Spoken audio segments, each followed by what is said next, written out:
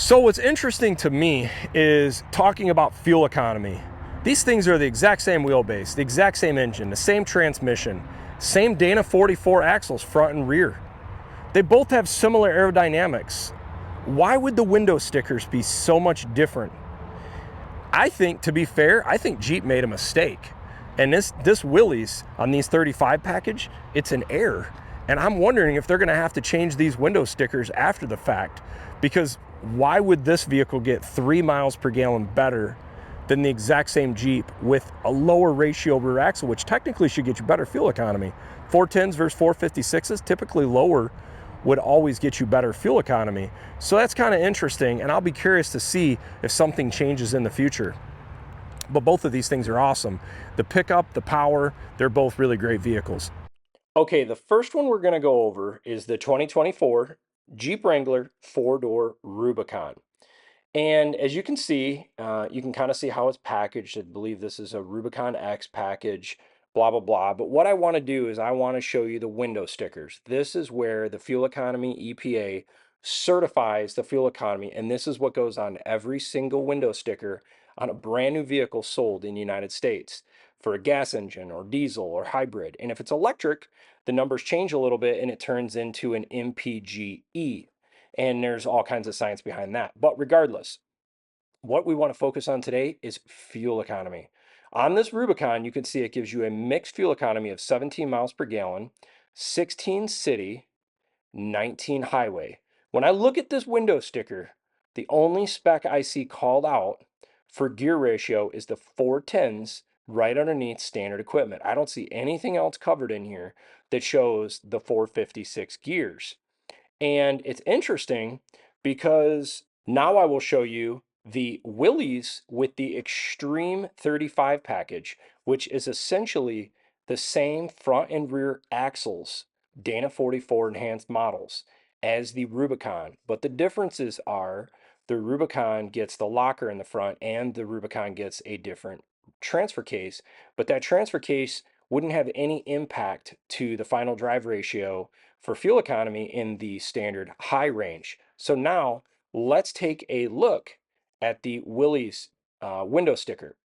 So we go through this full thing and you'll see the optional Xtreme package, which gets you the beefed up axles, axle carrier, the Dana 44s, the 456 gear ratios, okay? And then it shows it doesn't say anything about the front axle like a locker, because it's obviously an open front differential, whereas the rear is a locker. But now we skip to the fuel economy. Now we notice this is a 20 mile per gallon mixed 18 city, 23 highway.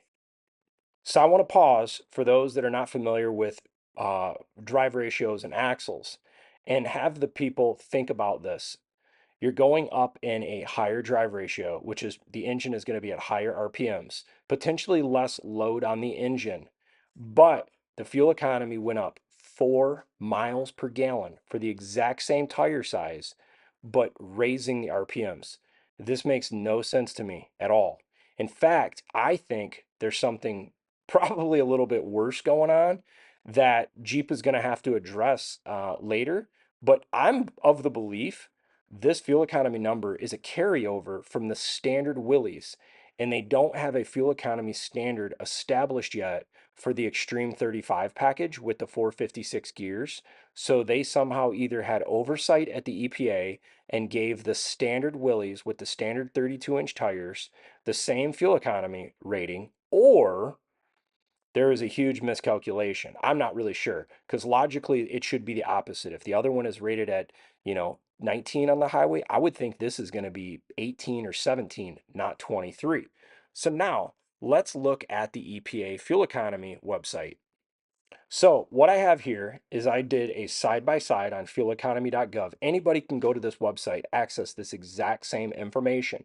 And what's fun is I do this all the time when I'm looking at buying a vehicle. I like to see what are the differences between two vehicles I'm looking at, and it will show you your fuel economy. And what's fun is it'll also show you how much fuel economy impact you are at for average fuel cost per 25 miles, and look how much money you spend over the next 5 years versus the average vehicle. And in this case, it shows a standard Wrangler Willys going 19 city, 23 highway, 20 mixed, which is exactly the same window sticker for fuel economy standards that's on the Willys Xtreme package, but you can't select an Extreme option on fueleconomy.gov. It just gives you Willys. But right next to it is a Rubicon, and those fuel economy numbers are identical to what's on the window sticker. So clearly the window sticker was not printed wrong from the manufacturer. It's exactly the same as what's on fueleconomy.gov.